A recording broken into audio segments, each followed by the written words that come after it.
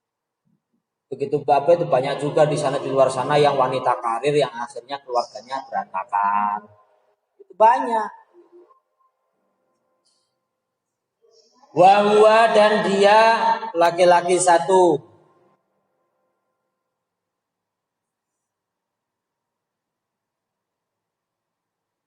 Wahia dan dia perempuan satu.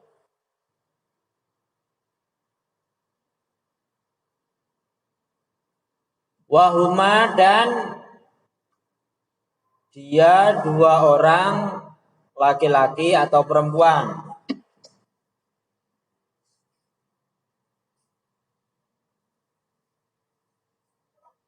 Wahum dan mereka laki-laki. Wahum dan mereka laki-laki. Wahunna dan mereka perempuan.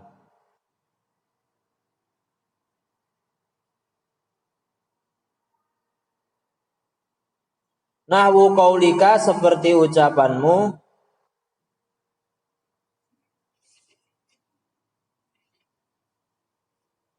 Ana qaimun wa nahnu qaimuna wa ma asbaha dzalik. Ana adapun saya qaimun adalah orang yang berdiri.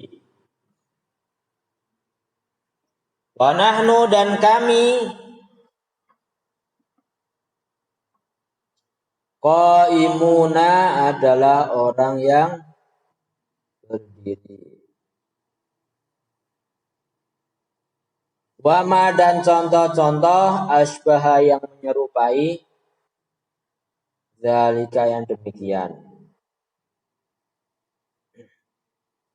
Dari semalam saya juga mikir nih, sempat membaca statusnya seorang profesor. Seorang profesor itu bikin status itu intinya perkataannya itu bahwa kenapa Nabi Muhammad itu nggak boleh digambar? Kalau kalian ditanyain kayak gitu gimana? Adli? Kenapa Nabi Muhammad nggak boleh digambar itu kenapa?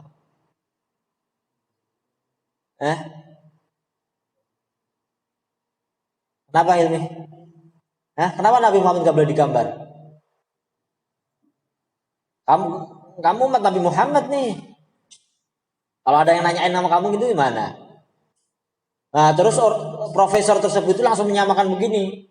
Nah, kenapa nggak boleh digambar? Padahal kan misalnya di agama yang lain, misalnya aja agama yang lain aja nggak hanya digambar, bahkan dibuat patung, dibuat begini itu mereka nggak marah. Tapi kenapa umat Islam itu ketika ada orang berupaya untuk menggambar Nabi Muhammad malah marah-marah gitu? Itu buat statusnya kayak gitu, buat statusnya itu sebenarnya status kayak gitu itu dia itu pengen menyamakan gitu loh, antara agama Islam dengan agama yang lain itu sama-sama mencari Tuhan gitu ibaratnya itu. Padahal seorang profesor itu, otomatis buku karangannya udah banyak. Gimana pemikirannya bisa menyesatkan begitu? Nah, namanya agama itu yang paling benar cuma satu. Begitu, akidah itu yang benar cuma satu. Dan setiap agama itu punya sakralitas, punya sifat sakral tersendiri. Nah kalau menurut agama Islam gambar Nabi Muhammad itu sesuatu yang sakral ya sakral. Menurut agama yang lain ya terserah, itu urusan agama yang lain. Misalnya kalau kalian pernah dengar nggak ceritanya ayat turunnya surat Al-Kafirun? Ya, oh ya ayyuhal kafirun la a'budu ma ta'budun. Itu ayat turunnya ayat itu gimana Pertamanya orang kafir itu datang ke hadapan Nabi, wahai Nabi, kita nggak pengen musuhan dah, nggak cukuplah musuhan lah. Orang bilang Tuhan mana Tuhan kamu bawa agama yang baru begini. Oke, sekarang kita sepakat aja gimana? Hari ini aku nyembah Tuhanmu dan besok kamu nyembah Tuhanku. Gantian. Jadi misalnya hari ini orang kafir nyembah Allah, besok Nabi Muhammad nyembah Nyembah berhala. Besoknya lagi kayak gitu gitu. Akhirnya turunnya apa? Qul ya ayyuhal kafirun la a'budu ma ta'budun. Kita tidak akan menyembah apa yang kamu sembah. Tidak akan menyembah apa yang kamu sembah. Akhirnya apa? Lakum dinukum waliyadin. Bagimu agamamu, bagiku agamaku. Gitu loh. Bagimu agamamu menurut kamu paling benar ya itu terserah. Tapi bagiku agamaku ya agama yang paling benar. Gak boleh bagimu agamamu, bagiku agamaku itu ibaratnya ya udah kamu bagimu agamamu kamu benar, bagiku agamamu aku juga benar. Gak bisa. Gitu. Kita harus meyakini Islam itu agama yang paling benar.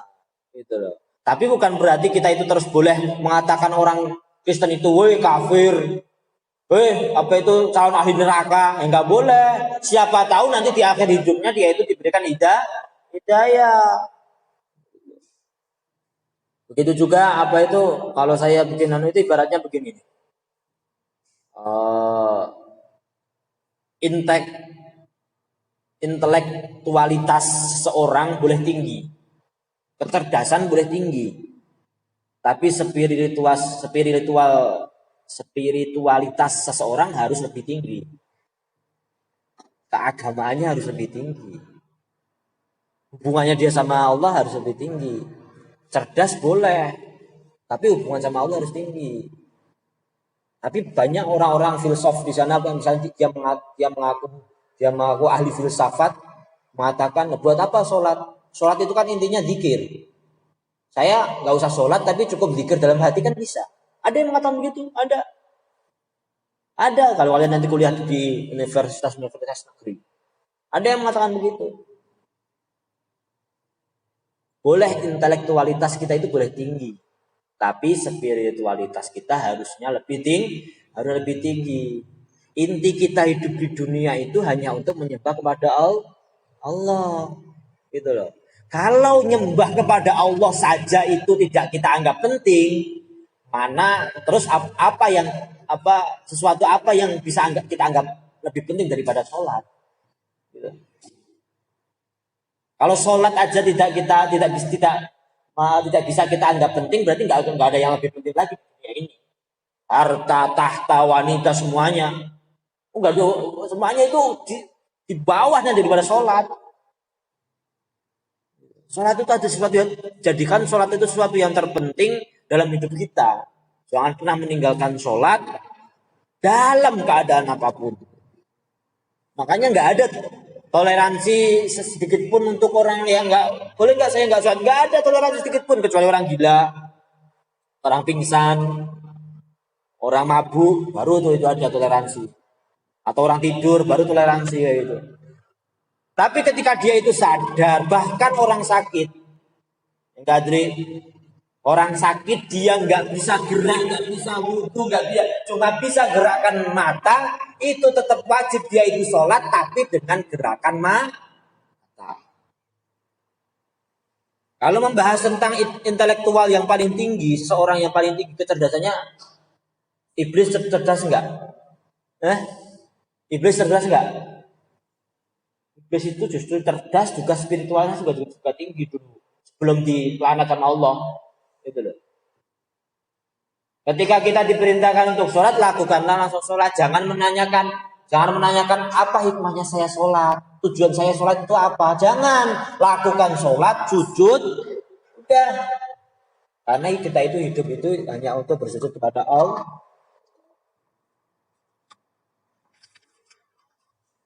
Wal khobaru dan adapun khobar.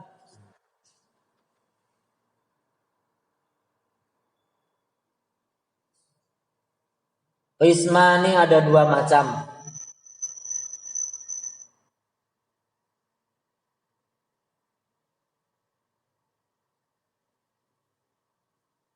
Mufradun satu khobar mufrad.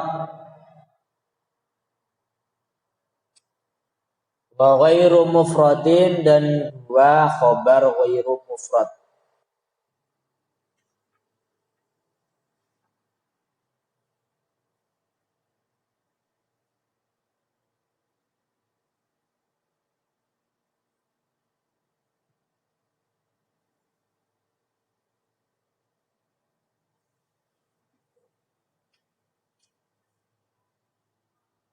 Fal mufradu adapun khobar mufrad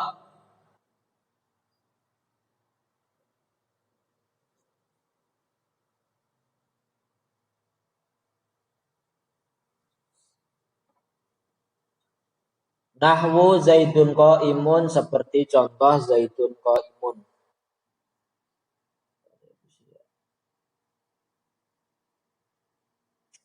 Zaidun adapun Zaid, qaimun adalah orang yang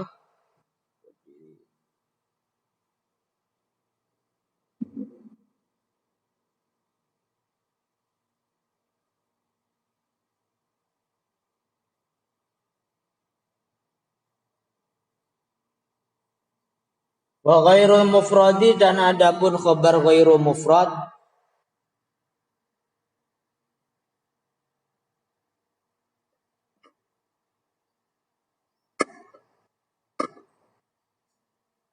arba'atu asya'a ada 4 perkara.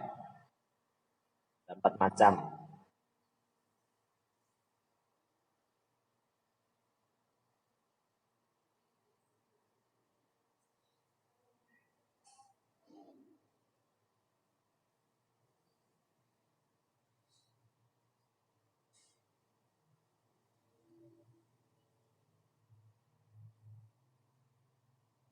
Al-jar wal majrur, 1 jar majrur.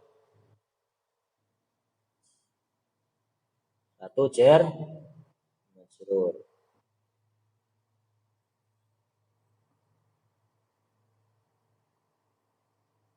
Wal dzarfu dan 2 dzaraf.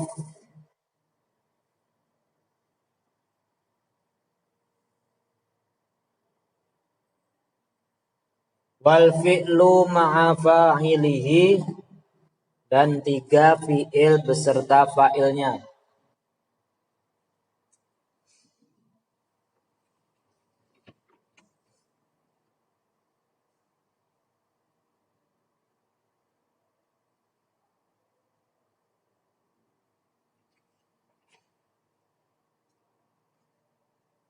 Wal mubtada'u ma'a khobarihi dan 4 mubtada beserta khobarnya.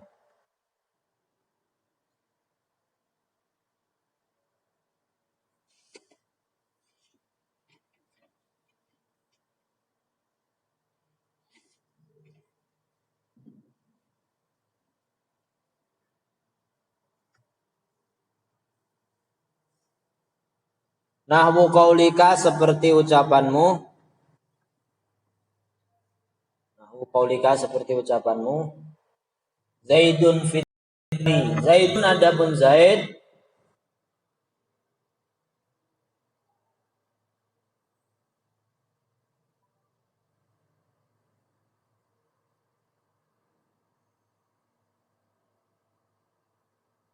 Fiddari itu di dalam rumah.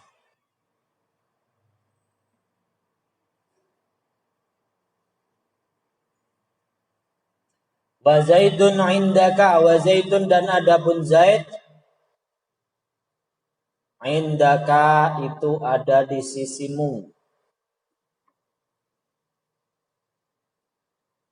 Indaka itu ada di sisimu.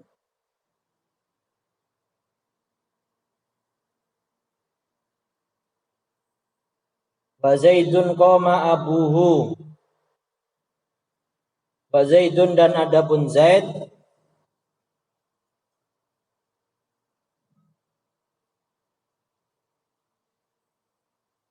qama itu berdiri.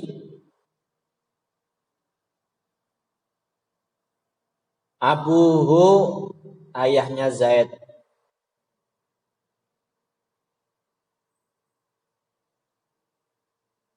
Wa Zaidun jariyatuhu zahibatun dan adapun Zaid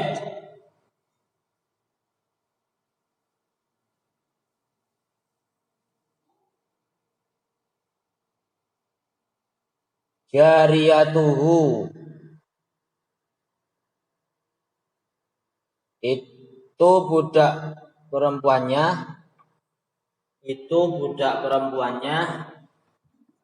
zahibatun pergi.